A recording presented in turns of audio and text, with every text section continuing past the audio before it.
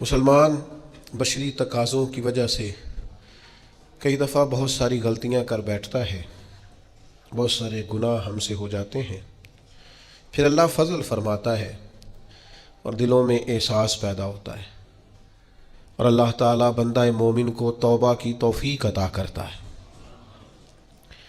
اب یہ کہ توبہ کسی شخص نے کی، اللہ کے حضور وہ رجوع لایا، اس نے ارادہ کیا کہ اب وہ اپنے مالک کا فرما بردار بن کر وقت گزارے گا، نافرمانیوں سے اللہ تبارک و تعالیٰ کی بارگاہ کی جتنی بھی اس سے نافرمانی ہوئی ہے اس سے وہ سچے دل سے تائب ہوگا، تو اس کے لیے وہ کیا کرے؟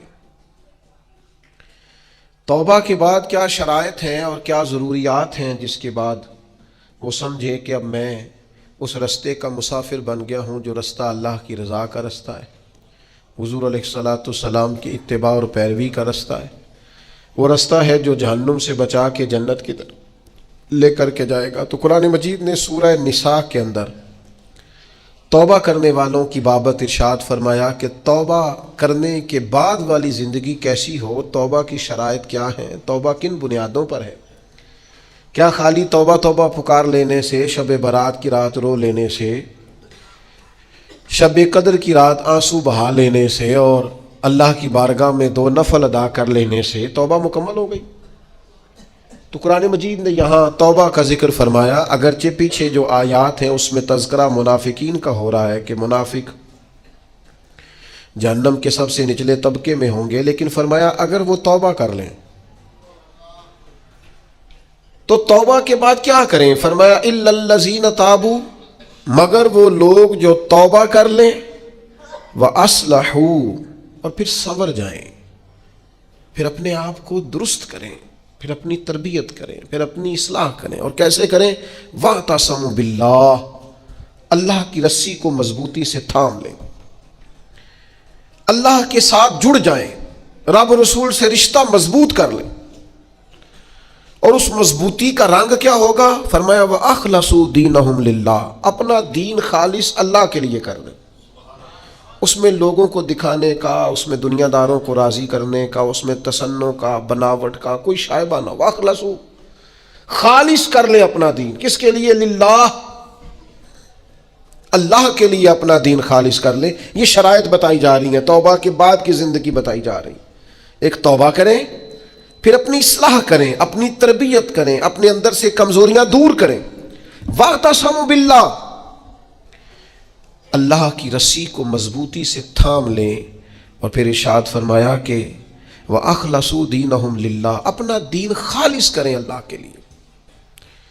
جو بھی کام کریں، تھوڑا کریں، زیادہ کریں، کم کریں، کثیر کریں، محض رضا الہی کے لیے کریں، اس میں یہ دنیا داری کا شائبہ نہ ہو۔ میں کیسے آپ کو عرض کروں کہ بہت سارے دینی کام بھی لوگ دنیا داری کے لیے کرتے ہیں، بہت ساری محفلیں، مجالس بھی اپنا نام اونچا کرنے کے لیے ہوتی ہیں، بہت سارے کاموں سے مقصود یہ ہوتا ہے کہ چلو اس طرح نہیں تو اس طرح ہی میرا قد اونچا ہو جائے گا۔ وَأَخْلَصُوا دِينَهُمْ لِلَّهِ، خالص ہو جاؤ، خالص ہو جاؤ۔ نبی کریم صلی اللہ تعالی علیہ وسلم نے فرمایا تو مخلص ہو جا، تیرا تھوڑا عمل ہی تجھے کفایت کر جائے گا، تھوڑا عمل ہی زیادہ ہو جائے گا، اللہ تعالیٰ فضل کر دے گا، پر شرط یہ ہے کہ تو مخلص ہو، خالص ہو جا۔ فرمایا جب یہ چیزیں تیرے اندر پیدا ہو جائیں گی فَأُولَٰئِکَ مَعَ الْمُؤْمِنِينَ، تو پھر اللہ تعالیٰ انہیں مومنوں کے ساتھ شامل فرما لے۔ میں کہہ چکا ہوں بات تو پیچھے منافقین کی ہو رہی ہے، لیکن یہاں صوفیاء نے باریک نقطہ بیان کیا۔ فرمایا جب تو توبہ کرے گا، جب تو اپنی اصلاح کرے گا، جب تو اللہ کی رسی مضبوطی سے تھام لے گا، جب تو اپنا دین اللہ کے لیے خالص کر لے گا، پھر اللہ تجھے اپنے کامل بندوں میں شامل فرما لے، پھر تو کاملین میں آ جائے گا۔ مومن جو کامل ہوتے ہیں ان کی صفوں میں اللہ تجھے کھڑا کرے گا۔ وَسَوْفَ يُؤْتِ اللَّهُ الْمُؤْمِنِينَ أَجْرًا عَظِيمًا، اور فرمایا ان قریب اللہ مومنوں کو بڑا ہی اجر عطا فرمانے والا ہے۔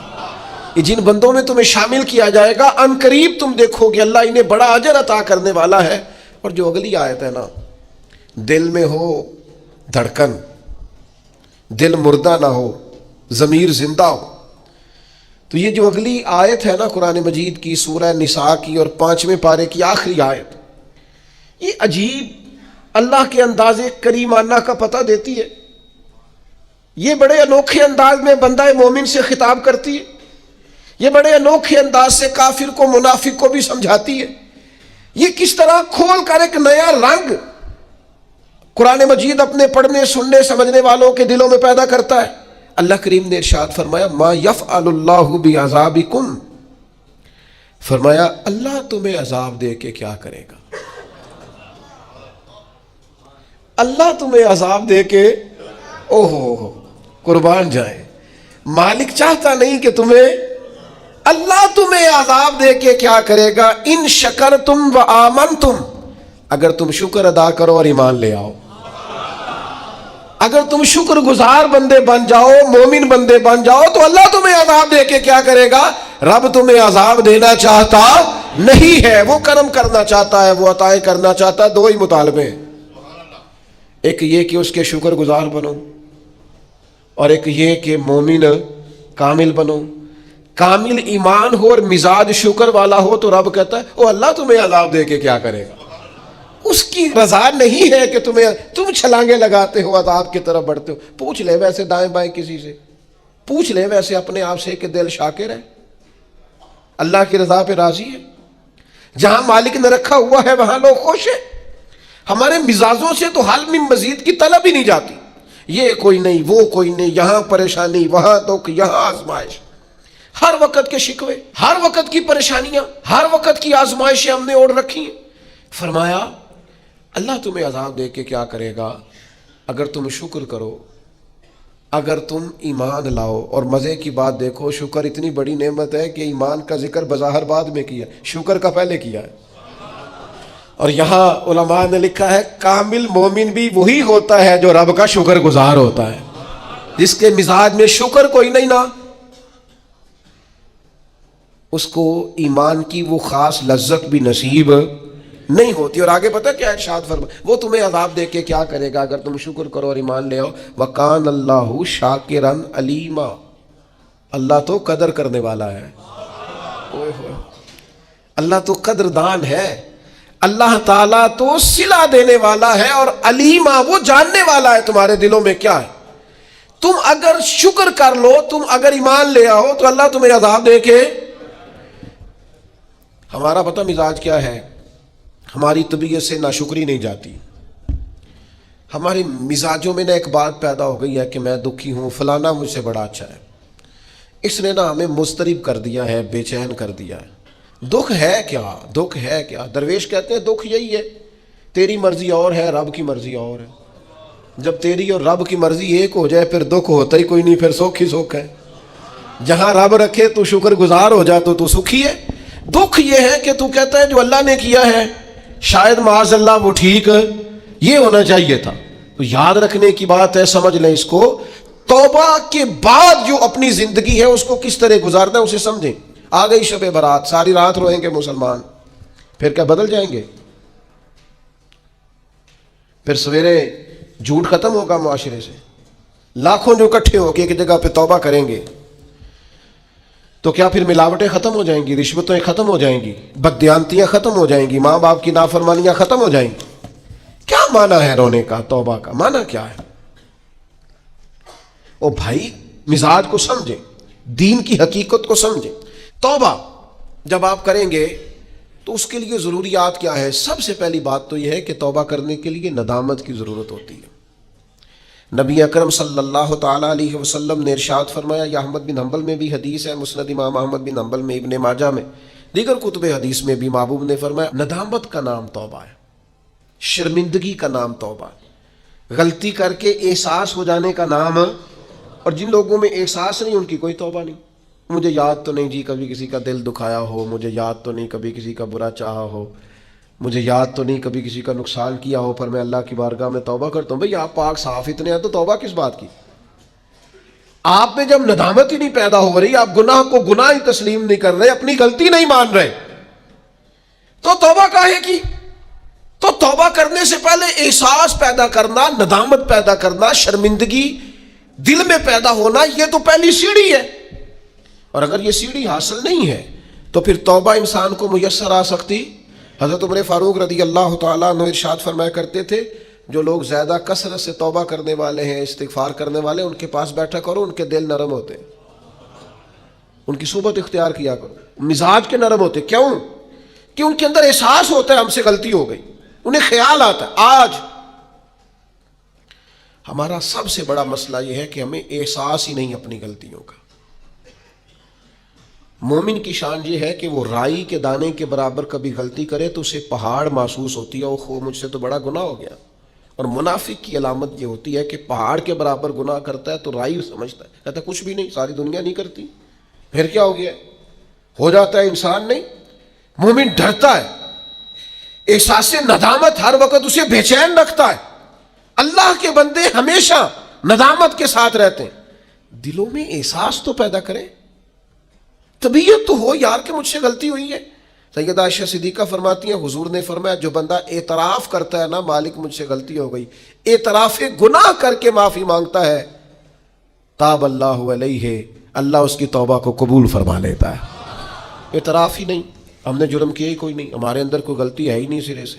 جب ہم یہ ماننے کو تیار نہیں تو پھر مجھے بتائیے معنی کیا ہوا. اور دوسری بات قرآن نے کہی وَأَصْلَحُوا، پھر وہ اپنی اصلاح بھی کرے، پھر گناہ چھوڑ دے جس سے توبہ کی ہے، پھر دوبارہ اس خطا کے پاس نہ جائے.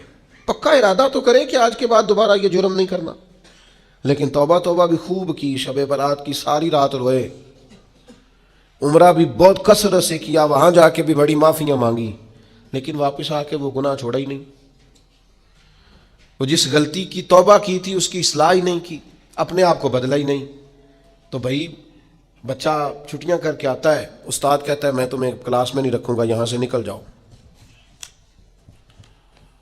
تو وہ طالب علم کہتا ہے کہ استاد جی آئندہ چھٹی نہیں کروں گا، آئندہ چھٹی مجھے معاف کر دیں، میں آئندہ غیر حاضری. یہ کیا ہے؟ یہ اس کی توبہ ہے. اگر وہ کہے کہ جناب آپ معاف بھی کر دیں پر اگلے ہفتے 2 چھٹیاں میں نے دوبارہ بھی کر دی ہیں تو استاد رکھ لے گا. تو اسے کہیں گے تو فارغ ہے. وہ یقین دلاتا ہے، پھر اپنی اماں سے سفارش کراتا ہے، فون کراتا ہے، ابا جی کا فون کراتا ہے، گھر سے وہ کسی سفارشی کو لاتا ہے، کہتا ہے جناب یہ مہربانی کریں، یہ میں ان کو ساتھ لایا ہوں، میں آئندہ چھٹی غلطی ہو گئی، بھول گیا تھا. وہ بار بار کہتا ہے جی آج کے بعد ہوا تو جو مرضی کر لیجئے گا، آج کے بعد اگر غلطی ہوئی تو پھر آپ جو مرضی فیصلہ کیجئے گا. یہ غلطی آئندہ نہ کرنے کا ارادہ توبہ ہے. لیکن ساری رات شب برات پہ رو کے سویرے ہی دکان کھولتے پہلا جھوٹ بول دینا اور کہنا میں توبہ کر کے آیا ہوں. تو حضرت ذوالنون مصری رحمت اللہ تعالیٰ علیہ فرماتے ہیں گناہ سے باز آئے بغیر توبہ کرنا جھوٹے لوگوں کا طریقہ ہے. یہ رب سے بھی جھوٹ بول کے آیا رات کو، اس کا پورا ارادہ نہیں تھا توبہ کا، اس لیے کہ گناہ چھوڑنے کا ارادہ ہی نہیں، باز آنے کا پروگرام ہی نہیں. اس کا استغفار، اس کی توبہ، یہ جملے تھے، یہ لفظ تھے، یہ زبان کی ادائیگی، قلب اور روح کے ساتھ اس نے توبہ نہیں کی. میرے بھائیوں وقت ہمیں میسر آ رہا ہے، ارادہ کریں نا خطائیں چھوڑنے کا.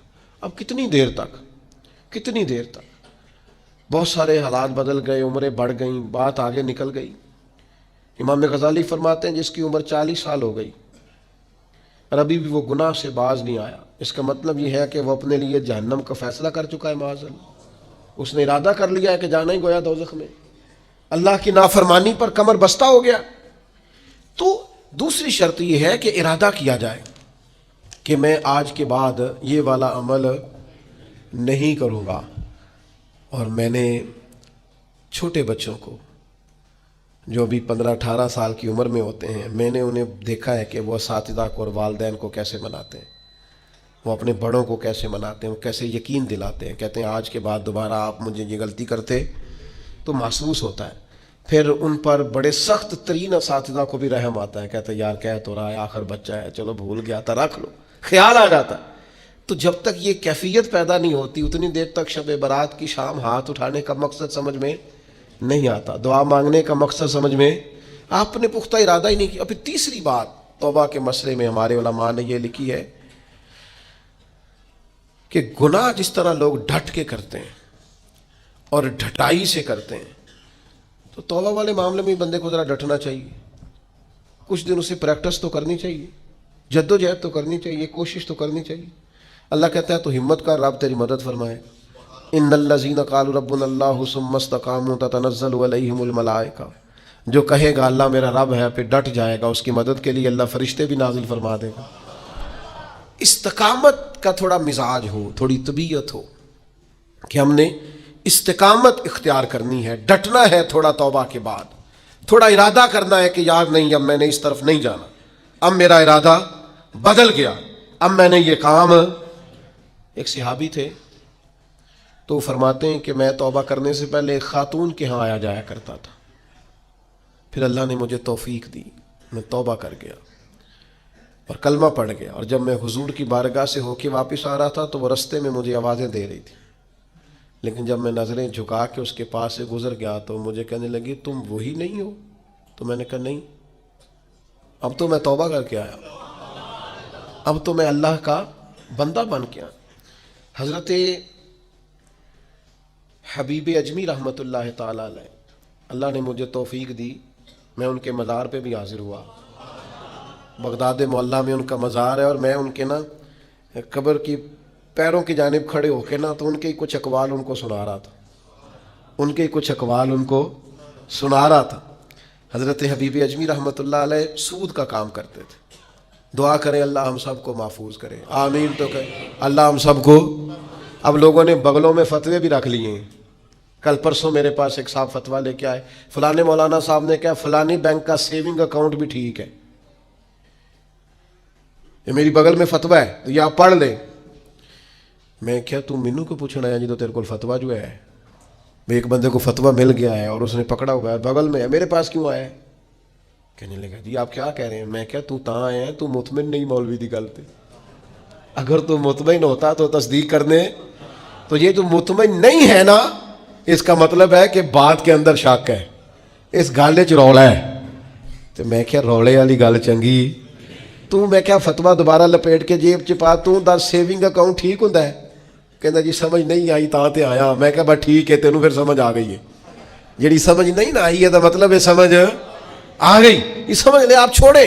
میں کسی کا نام نہیں لیتا، کوئی بات نہیں کرتا، میں آپ کو بخاری کی حدیث سناتا ہوں، نبی پاک علیہ السلام نے فرمایا ایک حلال ہے وہ بھی واضح، ایک حرام ہے وہ بھی واضح ہے، ایک میں شک ہے کہ پتہ نہیں حلال ہے کہ پتہ نہیں حرام ہے۔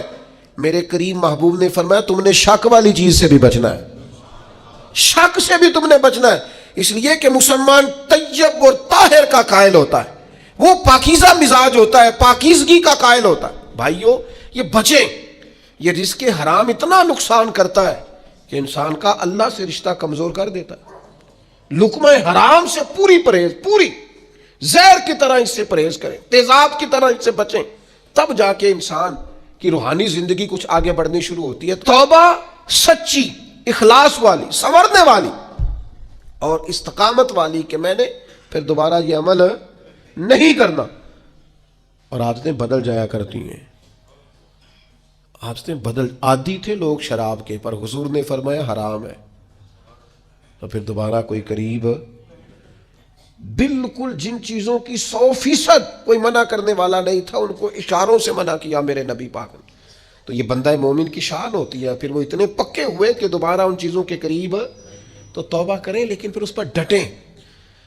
اور تیسری بات یہ ہے کہ اصلاح احوال کریں، توبہ کے بعد اپنی اصلاح کریں، اپنی تربیت کریں، اپنے اوپر توجہ دیں۔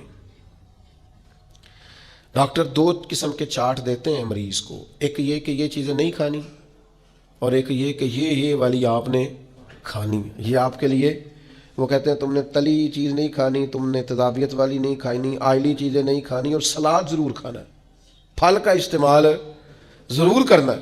یہ کیوں بتاتے ہیں کہ اگر آپ کو ساری چیزیں چھوڑ دیں گے تو پھر جسم کے اندر طاقت موجود نہیں رہے گی، کچھ آپ کو وہ چھوڑنی ہے جو نقصان دہ تھی، لیکن وہ کھانی ہے جو جسم کو طاقت ور کر۔ اصلاح احوال کا معنی یہ کہ یہ گناہ چھوڑ دیں اور اس کے ساتھ یہ والی نیکیاں کریں، سویرے اٹھ کے نفل پڑھیں، دن میں قرآن مجید پڑھیں، استغفار پڑھیں، درود پاک پڑھیں، غریب کی مدد کریں، ماں باپ کی خدمت کریں، جو آپ کے ذمہ حقوق العباد ہیں ان کو صحیح کر کے ادا کریں، اپنی زندگی کے اندر بہتر تبدیلیاں لائیں، اپنے آپ کو بدلیں۔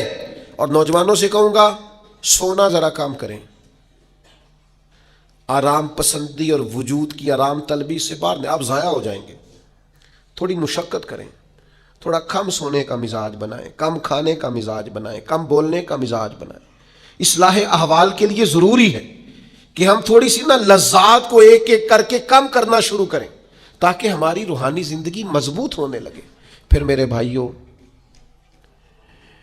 توبہ کے لیے ایک بڑا لازمی اور بڑا اہم اور بڑا بنیادی نقطہ یہ ہے کہ کچھ کام ایسے ہوتے ہیں جو اس نقطے کے بغیر ہو ہی نہیں سکتے۔ وہ نقطہ کیا ہے؟ وَاعْتَصِمُوا بِاللَّهِ، اللہ کے ساتھ تعلق کو مضبوط کریں، اللہ کے ساتھ تعلق کو۔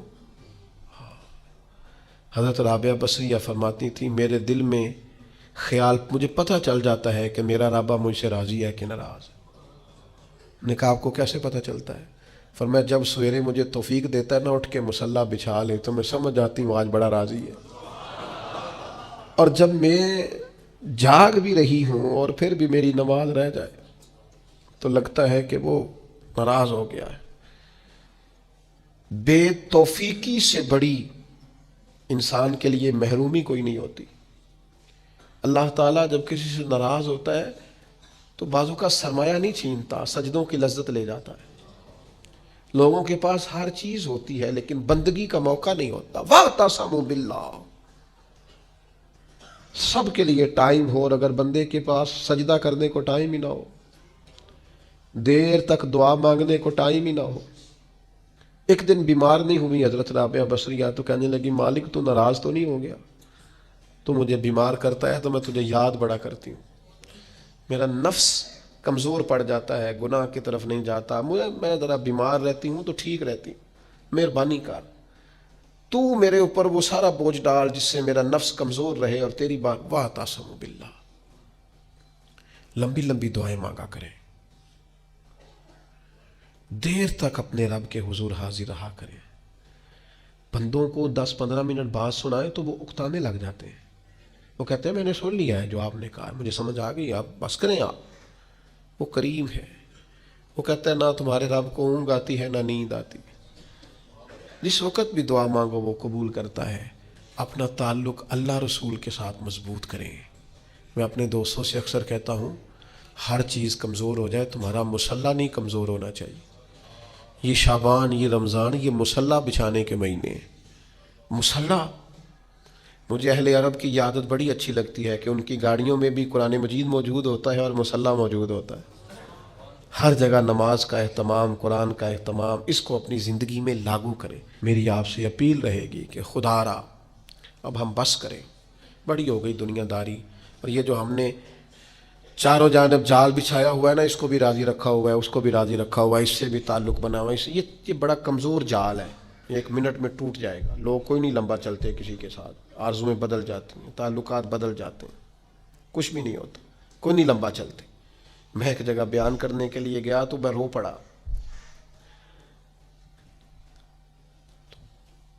انہوں نے مجھے ایک مشہور خطیب کا بتایا کہ ہمارے پاس وہ ہر سال آیا کرتے تھے، تو میں نے کہا اب کیوں نہیں آتے؟ کہنے لگے وہ بیمار ہو گئے۔ میں نے کہا دوبارہ کبھی پتہ لینے گئے ہو؟ کہا نہیں۔ اور میں نے کہا بیچارہ بیمار ہوا ہے، تم نے تو زندگی میں ہی چھوڑ دیا، مرنے کے بعد کیا حال ہوگا؟ لوگوں کو تو اس شہرت سے اور اس واہ واہ سے دلچسپی ہوتی ہے، وہ چمکتے ہوئے آفتاب سے، کبھی سورج ڈوب جائے تو کوئی یاد کرتا ہے اسے، کبھی چاند چلا جائے تو کوئی یاد کرتا ہے۔ او پیاں دس دیاں قبراں جنہاں تے پھل پے، ادھروں کوئی نہیں جی آمدات، ادھروں لکھاں گئے۔ ایک بزرگ اپنے بیٹے کے ساتھ قبرستان گئے تو ایک پرانی قبر پہ بیٹھ کے رونا شروع کر دیا۔ پرانی قبر تھی، ٹوٹی ہوئی تھی۔ کہنے لگا ابا جی کیا ہوا، آپ کیوں رو رہے ہیں؟ تو بزرگ تھے نا، اہل معرفت میں سے تھے۔ کہنے لگے پتر کچھ نہیں نا، تو 25 سال سے میں آ رہا ہوں، اس قبر پر میں نے کبھی مٹی ڈلی ہوئی نہیں دیکھی، اس پر کبھی کسی کو پھول ڈالتے نہیں دیکھا، کبھی نہیں دیکھا کوئی اس قبر کے پیروں کی جانب کھڑا ہو کے فاتحہ پڑھ رہا، کبھی نہیں دیکھا تو یہاں آیا ہو۔ تو لوگ تو کہنے لگے 20-25 سال تو مجھے بیت گئے۔ ان کا بیٹا مجھے بتانے لگا کہ ابا جی بڑا روئے، والد صاحب کہنے لگے کہ پتہ نہیں ہمارے ساتھ کیا ہونے والا ہے، آتے ہی نہیں لوگ، بھول گئے۔ آپ چلے جائیں قبرستان میں، کئی قبریں شکوہ کریں گی کہ کوئی نہیں آیا، زمانہ بر مزار ماں غریباں، یہ جہانگیر کی قبر پہ لکھا ہے کہ میں غریب ہوں، میری قبر پہ تو بلبل بھی کوئی نہیں آتی، کوئی بلبل ہی گیت سنا جائے آ کے، کوئی پروانہ ہی نہیں آتا، لیکن بادشاہاں نہ امیراں دے دیوے بل دے صدا فقیراں دے۔ وہ حضرت پیر میر علی شاہ پاک پتن گئے تو نعرے بڑے لگ رہے تھے بابا صاحب کے، تو کہا یہ کیا ہے؟ فرمایا قرآن سچا ہو رہا ہے۔ رب نے کہا تھا فاذکرونی اذکرکم، مجھے یاد کرنا میں تمہیں یاد کروں۔ فرید نے ساری زندگی اللہ اللہ کی ہے، اب دنیا دیکھو ان کو یاد کر رہی۔ تو میرے بھائیوں، ہم نے توبہ کرنی ہے، لیکن پھر سنورنا ہے، پھر اخلاص پیدا کرنا ہے، پھر اللہ سے جڑنا ہے، پھر اپنے معاملات کو درست کرنا ہے۔ اللہ تعالی ہمیں سمجھنے کی توفیق